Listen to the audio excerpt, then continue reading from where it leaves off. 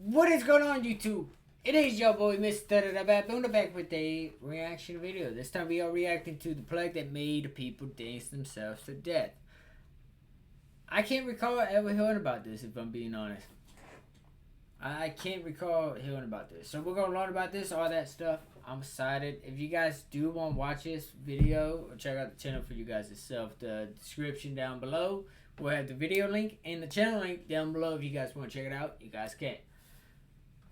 With that being said, let's go and get right into it.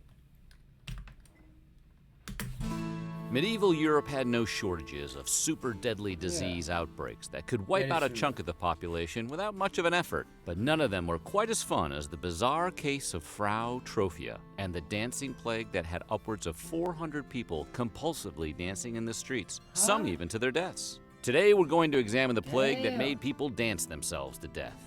But before we do that, be sure to subscribe to the Weird History channel and let us know what diseases you're most afraid of catching. Alright, now limber up, because here is the Coachella of medieval afflictions. And a 1, and a 2, and a 3. Our story begins on a hot July day in 1518, when German housewife Frau Trophia stepped out of her home in Strasbourg and started to get down to a boogie that no one else could hear. She danced in the streets of her small town all day, to the embarrassment of her husband, who was not himself equally compelled to dance in any way. Frau stopped dancing long enough for a few hours of restless sleep before waking the next day and tapping her toes bloody again. A crowd began to form around this seemingly insane woman dancing to absolutely nothing, with bruised and bloody feet. What a fun little street performance, the villagers must have thought as this poor woman danced herself to very possible death.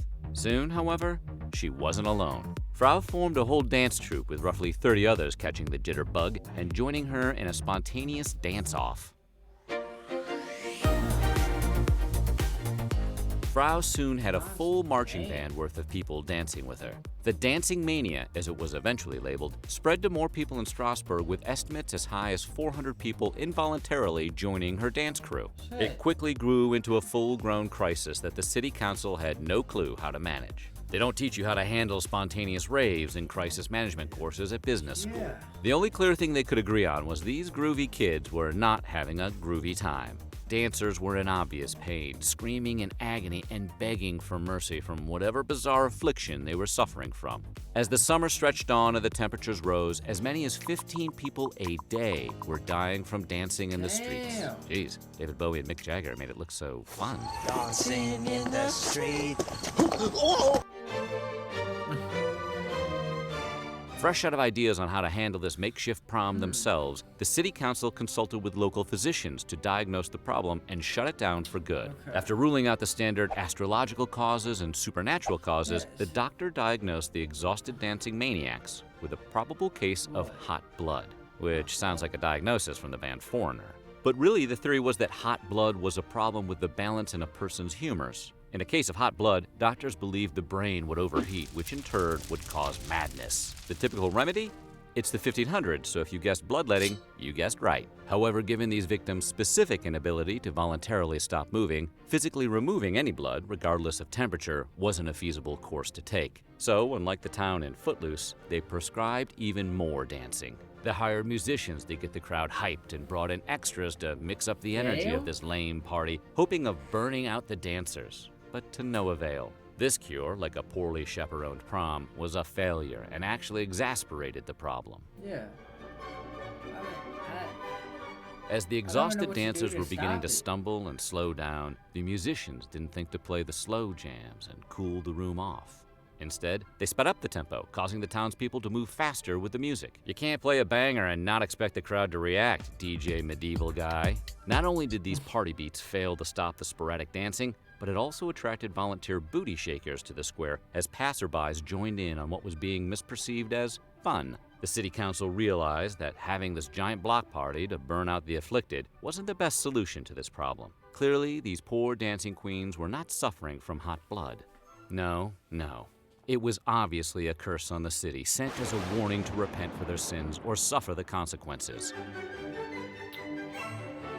Now, acting like the town in Footloose, the police of medieval Europe liked to run a pretty tight ship to keep the sinners at bay. This obscene, rock and roll music. If this dancing mania was a curse, sin would have to be reined in within the walls of Strasbourg.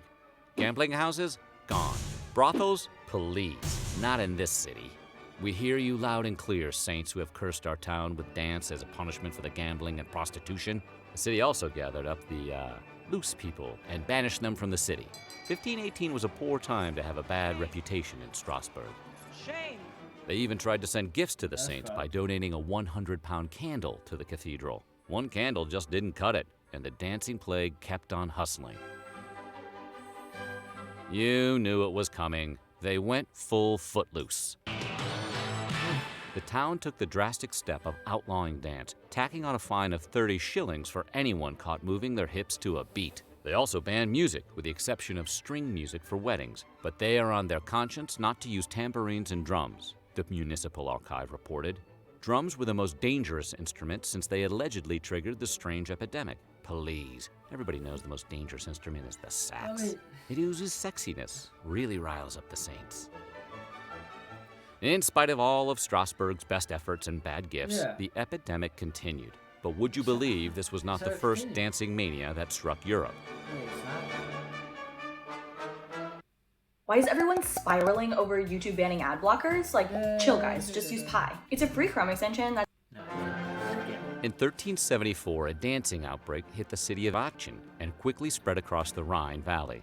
This was less of a free-for-all mosh pit of wild dancing and more of a hands across America situation. Dancers afflicted held hands in a circle and danced for hours together in wild delirium until at length they fell to the ground in a state of exhaustion. Sounds like the city of Aachen was just collectively tripping balls. Aachen officials disagreed. They chalked this up to your standard demonic possession.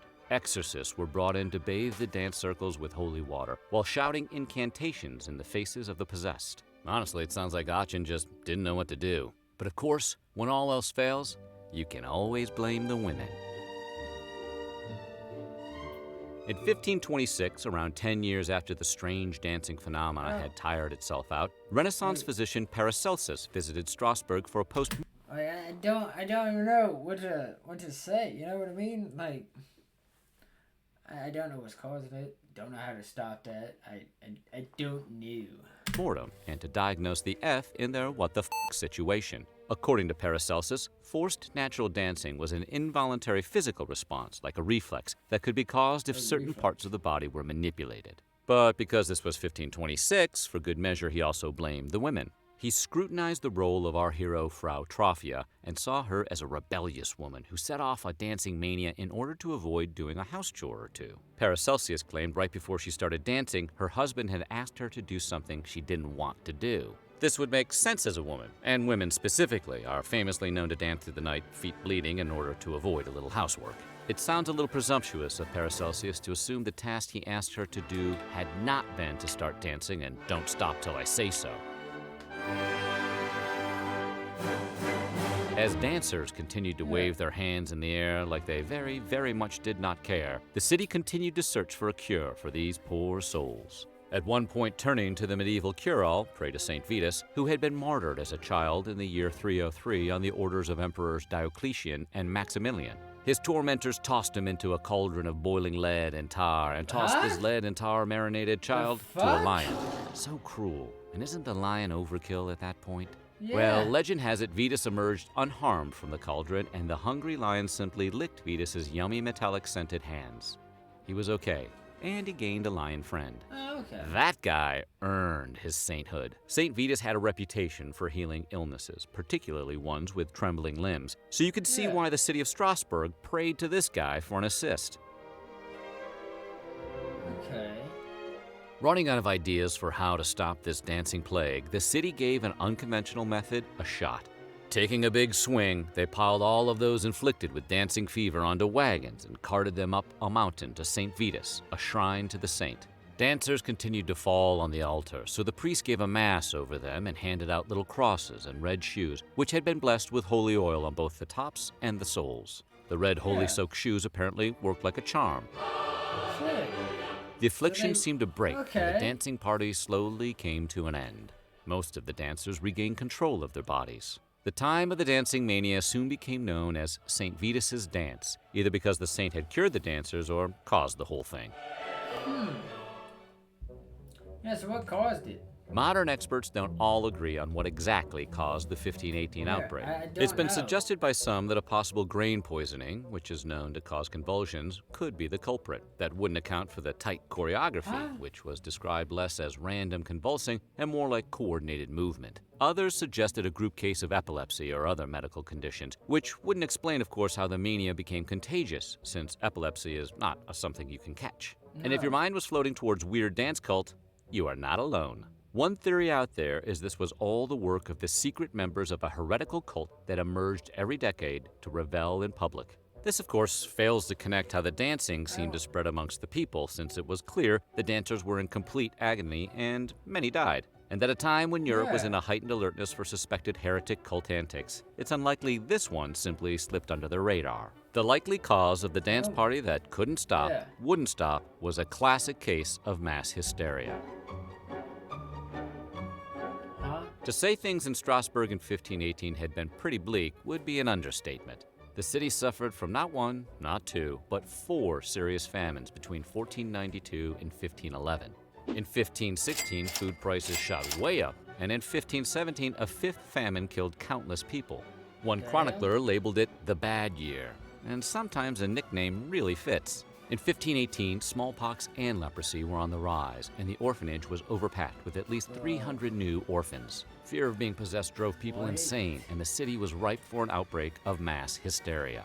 Superstitious beliefs led people to believe their minds and bodies were being controlled by a force so powerful their bodies were no longer their own to control. They were convinced they were victims of an unseen power, which makes sense considering the ultimate cure that stopped the dancing was a visit to the shrine of St. Vitus and a new pair of holy blessed shoes.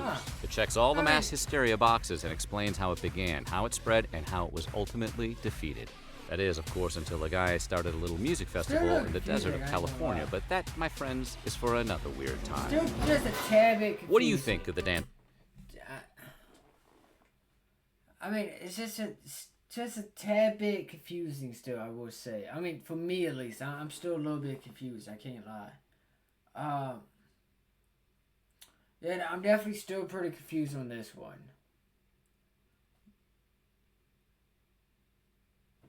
I think I'm just going to have to watch that again. Alright? Yeah, I'm going to have to watch that again on my own time. See if I can, like... I don't know. Because I'm still, like... So is it, like, lack of hunger? Maybe? No? Could it be? I don't... I mean, he said it. But, like, I mean, I'm still just, like, very confused about it. Still very confused about it. Let me know what you guys think down below. Check the description if you guys want. I got the video and the channel link down below if you guys want to check it out. I'll see you guys in the next video. You guys stay safe. Positivity is key. Motivation is key. Happiness is key. I'll see you guys in the next video. You guys stay safe. I'll see you guys in the next one.